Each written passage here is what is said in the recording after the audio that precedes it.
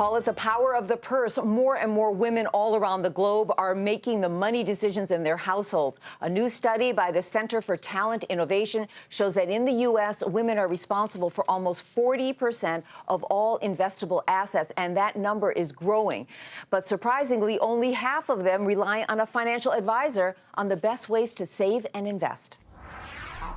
You'd think Lauren Mylan Bias has it all: a model, entrepreneur, and CEO. Now she even has a book to help others maximize their potential. Financial well-being, my future, planning for my future, even in my modeling days, was always very, very important to me. I was the girl who was not buying the fancy shoes, the Jimmy Choos and the Louboutins. She was gutsy enough to have started several companies from scratch, but when it came to managing her money, she was anything but a risk taker.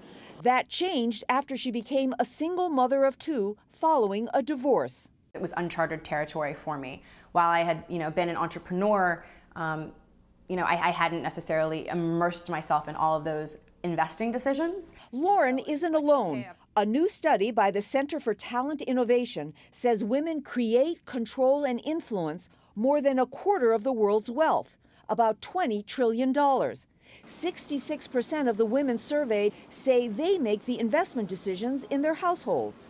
There are certain studies that even project it out to be women eclipsing men over the next several decades. Stacey Francis runs a wealth management firm in New York with a focus on women. She says women, like men, want a good return, but it's tougher to convince women on the value of having a financial advisor.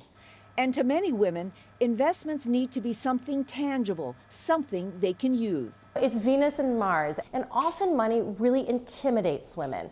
And so a topic that's intimidating, what do? Do we embrace it? No, we go shopping. Part of the problem is confidence. Many women are less likely than men to consider themselves knowledgeable about their finances, and they fear that an advisor might force them to make risky decisions.